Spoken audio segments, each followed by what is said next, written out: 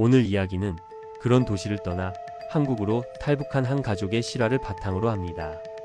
민호와 그의 어머니 그리고 작은 용기가 만들어낸 여정입니다. 민호는 평양에서 태어나고 자란 청년입니다.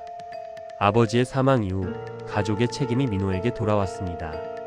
생활은 어려웠고 늘 배고픔과 감시 속에 살아야 했습니다. 친구 현수가 몰래 가져온 중국 라디오를 통해 민호는 세상에는 북한과 다른 삶이 있다는 것을 처음으로 알게 되었습니다. 그때부터 마음속에 작은 불씨가 생겼습니다. 내 가족과 나, 우리가 더 나은 삶을 살아야 하지 않을까? 민호와 어머니는 밤마다 탈북을 고민했습니다. 목표는 중국으로 넘어가 태국을 거쳐 안전하게 한국으로 가는 길이었습니다. 그러나 국경, 밀수 루트, 경찰 단속 등 위험이 수없이 도사리고 있었습니다. 밤이 되자 민호와 어머니는 국경을 향해 움직였습니다. 숲속을 조심스럽게 지나고 강을 건너야 했습니다. 하지만 북한 경비병과 감시 카메라, 밀렵군 등 위험이 곳곳에 도사리고 있었습니다. 민호와 어머니는 달빛을 피해 숲속을 조심스럽게 걷습니다. 발걸음을 디딜 때마다 마른 나뭇가지가 부러져 날카로운 소리가 울립니다. 민호는 심장이 두근거리고 어머니는 그의 손을 꼭 잡습니다. 숲을 지나 강에 도착하려던 순간 경비병 2명이 횃불을 들고 순찰을 돌고 있습니다. 민호와 어머니는 강가의 바위 뒤로 몸을 숨깁니다. 바람과 물살 때문에 배가 기울며 어머니가 소리를 지를 뻔하지만 민호가 손으로 입을 막아 가까스로 숨을 참습니다.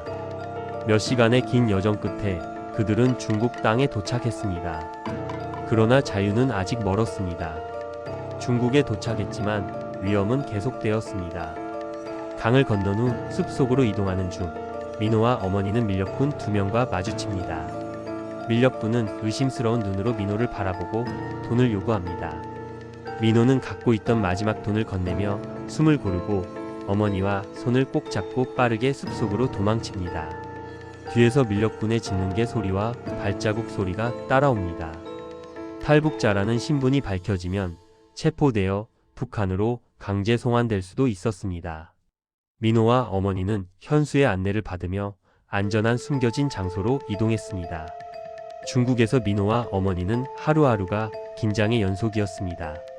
체포되면 북한으로 송환될 수도 있기 때문에 늘 숨을 곳을 찾아야 했습니다. 민호와 어머니는 중국을 떠나 태국으로 이동합니다. 이 과정에서도 위험은 여전히 존재했습니다. 민호와 어머니는 현수가 안내하는 좁은 시골길을 따라 밤중에 이동합니다. 도로는 가로등이 거의 없어 달빛과 랜턴에 의지하며 한 걸음씩 나아갑니다. 민호의 숨소리와 발걸음 소리만 들리는 긴장감. 현수가 낮은 목소리로 말합니다. 조금만 조심하면 돼. 중국 경찰이 순찰 돌 거야. 민호가 탑승한 소형 버스가 시골 도로를 지나던 중 갑자기 중국 경찰 차량이 다가옵니다. 경찰은 정차 신호를 보내고 민호는 손에 땀이 나면서 심장이 빠르게 뛴냐. 현수는 민호와 어머니에게 몸을 낮추고 가방 안쪽에 숨겨둔 여권과 위장 신분증을 준비하게 합니다. 경찰이 차를 향해 다가오고 잠시 후 민호와 어머니는 운전자가 교묘히 속도를 줄이고 다른 도로로 우회하면서 위기를 모면합니다. 태국에 도착했을 때 비로소 숨을 돌릴 수 있었지만 한국으로 이어지는 과정은 아직 끝나지 않았습니다. 민호와 어머니가 구치소에 들어서는 순간 강한 철문 소리와 쇳소리가 울립니다. 냄새는 석회 냄새와 오래된 습기 냄새가 뒤섞여 숨이 막힙니다. 민호와 어머니는 서로의 존재와 탈북자 네트워크의 소식을 통해 희망을 붙잡습니다. 다른 탈북자들과 조용히 대화를 나누며 한국 입국 절차를 안내받고 안전한 탈출 계획을 공유합니다. 민호는 마음속으로 다짐합니다. 여기를 견디고 나가면 반드시 자유가 기다리고 있어. 마침내 한국에 입국한 민호와 어머니. 서울의 새로운 생활은 쉽지 않았습니다. 언어와 문화 적응, 직장과 사회적 관계는 큰 도전이었습니다. 하지만 가족과 함께 그리고 한국 사회의 도움 속에서 점차 새로운 일상을 만들어갑니다. 이 여정은 단순한 탈북담이 아닙니다.